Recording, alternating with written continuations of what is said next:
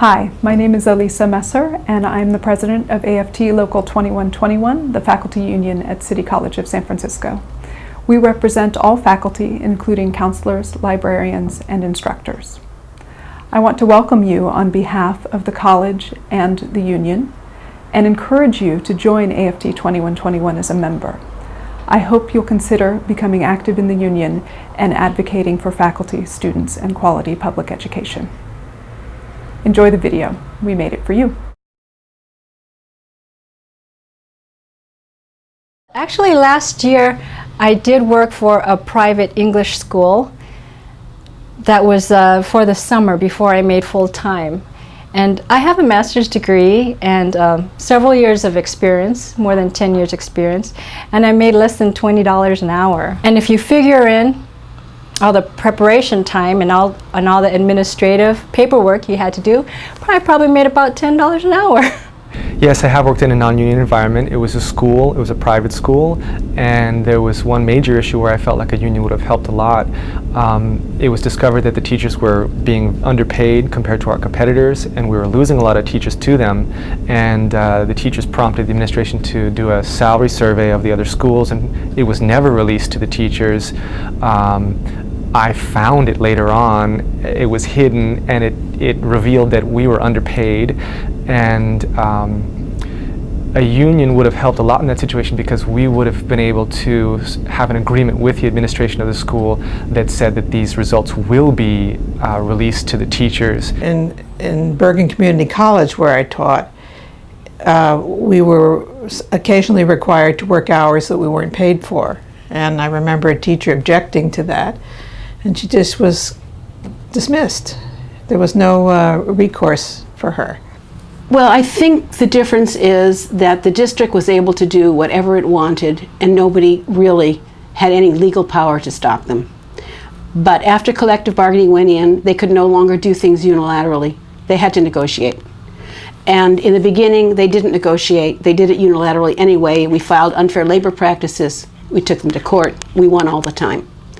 Now the district has grown up, and the union has grown up, and they work together, and they do things together for the students and for the institution. It's nice how it's grown, but it wasn't always that way. It's such a joy to have people learn nursing skills. They come in with almost no knowledge or experience. They don't have much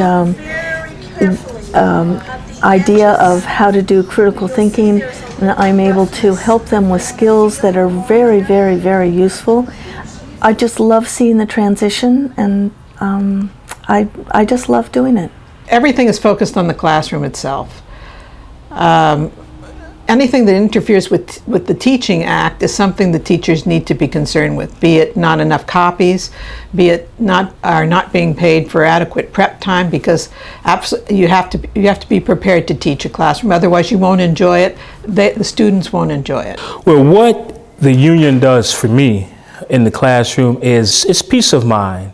It's knowing that as a professional I can come to work each day and focus on the teaching and learning agenda, not be sidetracked by personalities, some manager or supervisor or dean not having a good day, things of that nature. Just being able to do my job. That's what is the strongest effect and benefit of the union.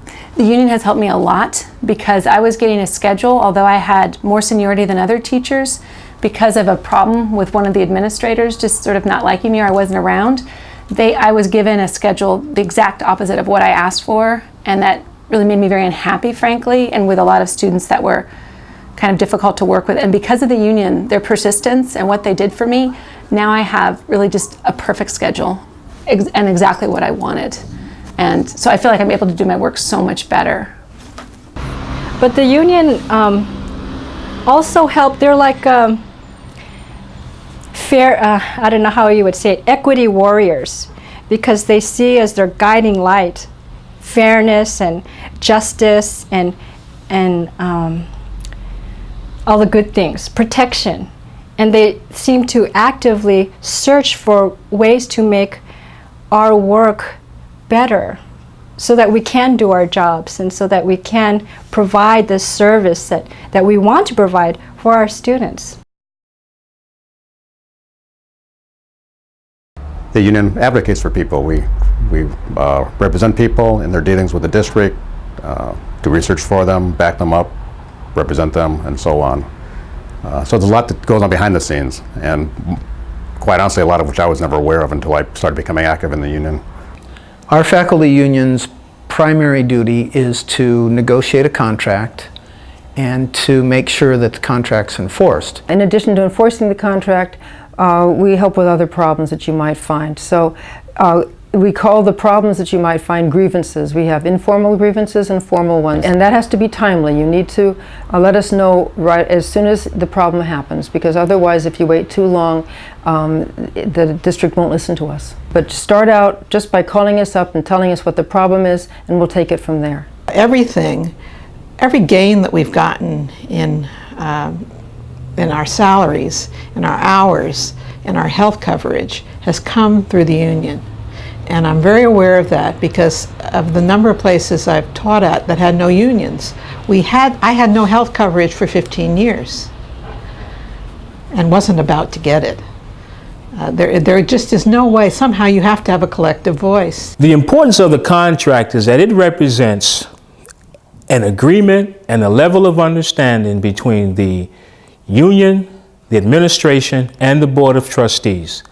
It is reached in good faith negotiations at the bargaining table by those principles. What I've gotten out of being on the negotiating committee is I love the way people on both sides of the table are really putting all their their thinking skills, their analytical skills, and their their hearts into trying to resolve issues to make the college work well for the faculty and to benefit the faculty, of course, with the idea that then happy, satisfied, interested faculty make the college a better place to go to school. We have about 700 full-time faculty and we have about 1,100 part-timers. And I'm proud that in our union, the part-timers and the full-timers support each other. And that support, that mutual support, has been really key in allowing us to get what I think is the best contract in the country for part-timers. We need a teachers union to represent not only our wages, benefits, and all those things that we usually associate with all unions, but we also need them to represent how we teach, what we can teach, what our students need. We need the union to advocate for those things. It's the same reason I feel nurses need unions, or maybe doctors need unions now in the face of HMOs. I think teachers need unions because we are also facing large institutional and educational bureaucracies, maybe that don't always put the students first or teaching and learning first, and we need an organization to advocate for that.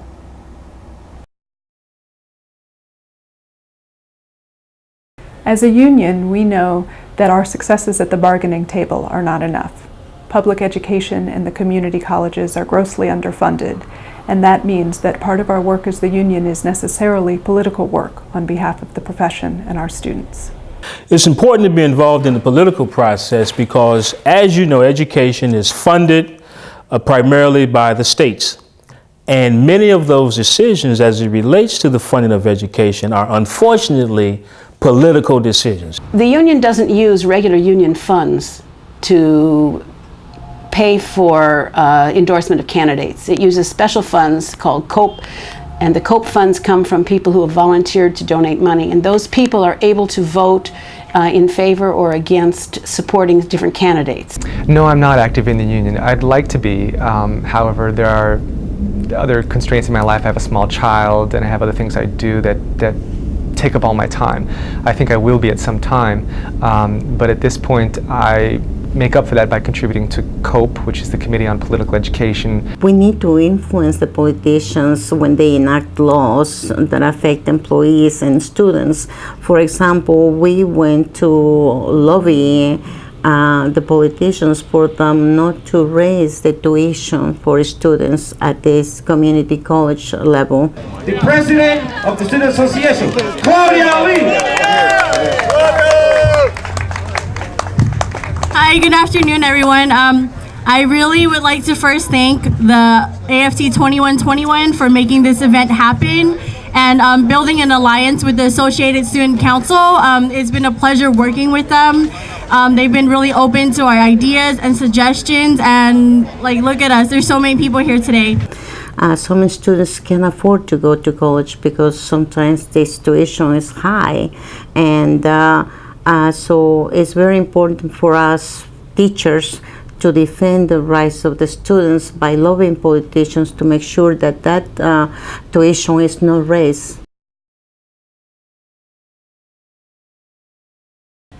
The most significant assistance AFT 2121 has given me was the help of the voluntary sick leave bank. Back in 2002, I had a brain aneurysm, and incidentally, it was while I was at the CFT convention in Sacramento, which was a good thing because the hospital in Sacramento was a place where they air ambulance people who had the kind of aneurysm I had. So in many ways, the AFT saved my life, truly.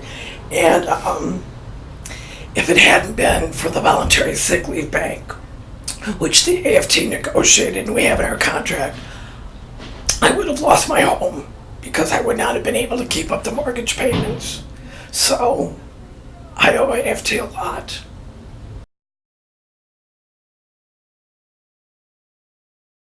I'm an ESL teacher in non-credit programs at Mission Campus.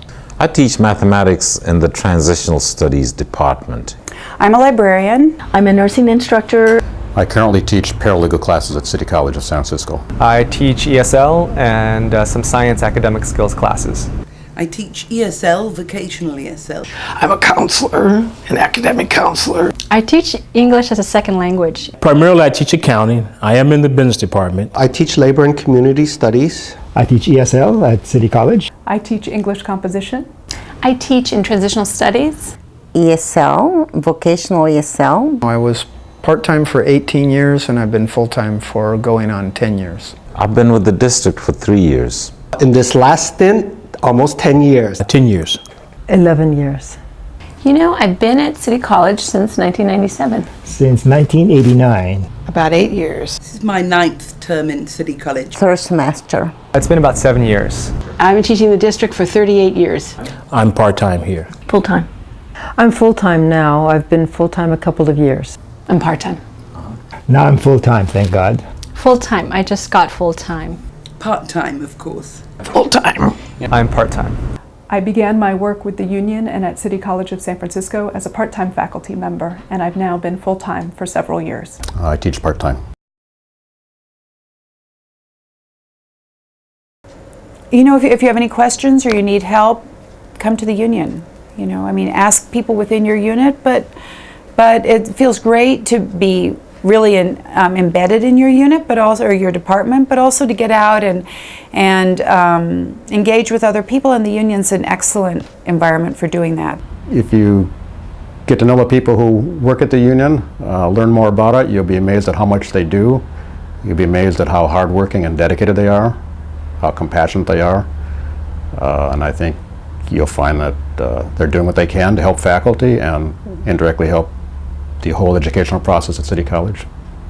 The union is all of us, and we need you to help with the committee work, especially. There's a membership committee, there's an events committee, there's a part-timers committee, there's a political action committee, and all of these committees need volunteers to get the work done. When you start here at City College, make it a priority to see what your union is doing. The union is organized to serve your interests, your best interests, in terms of wages, benefits, health care, retirement, classroom teaching environment.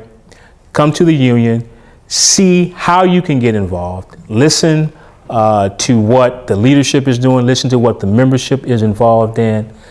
I think that if you take a few minutes, some time to see what the union's doing up front, that you will find that there's a place for you to bring your best skills and your best efforts and to make the union better overall.